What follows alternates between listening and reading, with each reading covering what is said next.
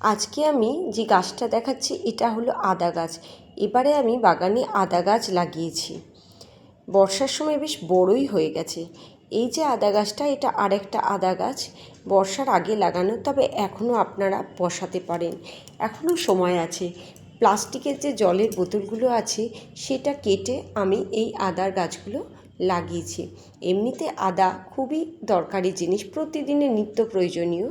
তো যদি আপনারা বাড়িতে করে নিতে পারেন এরকম এক টুকরো আদা, যেটার এই যে একটা মানে বেরোচ্ছে, যে গাছটা বেরোচ্ছে, সেরকম একটা আদা নিলেন, নিয়ে সেই কুচিটাকে কি করবেন, এটাকে এরকম মানে মাটির মধ্যে দিয়ে দিলে কিন্তু ভালোই হয়ে যাবে। এই দেখুন এখানে যে গাছটা আছে, এই গাছটা আমার ভালো হয়নি, কারণ এটা অনেকবার ভুল করে তুলে ফেলেছিলাম বন গাছ ভেবে। তো তারপরে এই জায়গাটাতে আমি আরেকটা গাছ বসিয়ে দিচ্ছি। এই যে দেখুন আমি কেমনভাবে বসিয়ে দিচ্ছি, গর্ত করে একটু বসিয়ে দিচ্ছি, বসিয়ে দিয়ে ওটা মাটি চাপা দিয়ে দেবো। কয়েকদিন বাদেই কিন্তু গাছ হয়ে যাবে। আপনারাও করতে পারেন, কারণ আদার দাম এমনিতে প্রচুর।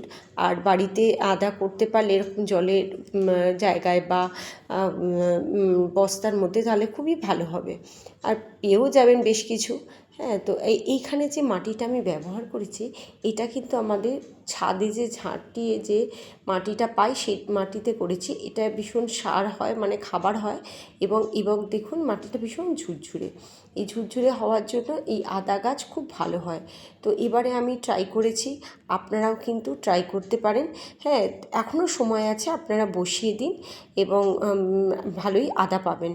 আর এটাকে বেশ সূর্যের আলোতে রেখে দেবেন, তাহলে কি হবে, গাছটা খুব ভালো হবে। দেখুন আমার গাছগুলো কীরকম, একটু খাবার দেওয়ার প্রয়োজন আছে। আমি পাতা সারই ব্যবহার করি, সেই পাতা সারে এই গাছগুলো আমি আমার বাগানে যে ঝাড় দিয়ে যে পাতাগুলো হয় সেগুলোকে জমিয়ে রেখেছি, এবং এখান থেকে গাছটা বেরোলে আর একটু বড় হলে আমি এর মধ্যে পাতা সার দেব। আর এইখানে আরেকটা গাছ বসিয়েছিলাম একটা প্লাস্টিকের প্যাকেটের মধ্যে, এখানেও কিন্তু বেশ গাছটা ভালোই হয়ে গেছে। কেমন লাগলো ভিডিওটা নিশ্চয়ই জানাবেন।